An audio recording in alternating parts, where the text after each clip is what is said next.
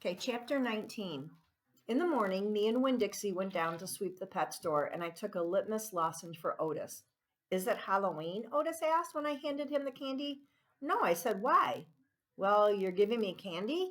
It's just a gift, I told him, for today. Oh, said Otis. He unwrapped the litmus lozenge and put it in his mouth. And after a minute, tears started rolling down his face. Thank you, he said. Do you like it? I asked him. He nodded his head. It tastes good, but it also tastes a little bit like being in jail. Gertrude, Gertrude squawked. She picked up the litmus lozenge wrapper in her beak and then dropped it and looked around. Gertrude, she screamed again. You can't have any, I told her. It's not for birds. Then, real quick, before I lost my nerve, I said, Otis, what were you in jail for? Are you a murderer? No, ma'am, he said. Are you a burglar? No, ma'am, Otis said again. He sucked on his candy and stared down at his pointy-toed boots. You don't have to tell me, I said. I was just wondering. I'm not a dangerous man, Otis said, if that's what you're thinking. I'm lonely, but I'm not dangerous. Okay, I said, and I went into the back room to get my broom. When I came back out, Otis was standing where I left him, still staring down at his feet. It was on account of the music, he said. What was? I asked. Why I went to jail. It was on account of the music. Well, what happened? I wouldn't stop playing my guitar.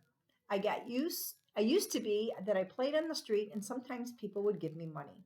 I didn't do it for the money. I did it because the music is better if somebody is listening to it.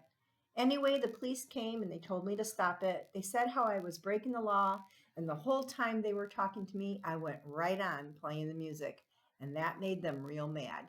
They tried to put handcuffs on me, he sighed. I didn't like that. I wouldn't have been able to play my guitar with those things on. And then what happened? I asked him. I hit them, he whispered. You hit the police? Uh-huh. One of them, I knocked him out. Then I went to jail and they locked me up and wouldn't let me have my guitar. And when they finally let me out, they made me promise I would never play my guitar on the street again.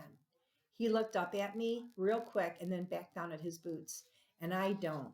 I only play it in here for the animals.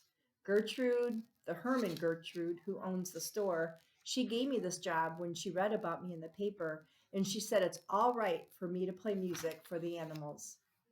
You play your music for me and Winn-Dixie and Sweetie Pie, I said. Yeah, he agreed, but you're not on the street. Thank you for telling me about this, Otis, I said. It's all right, he said. I don't mind.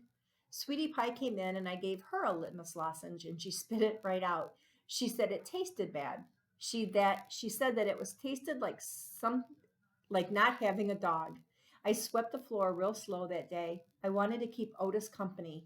I didn't want him to be lonely. Sometimes it seemed like everybody in the world was lonely. I thought about my mama. Thinking about her was the same as the hole you keep on getting with your tongue after you lose a tooth. Time after time, my mind kept going to that empty spot, the spot where I would feel like she should be.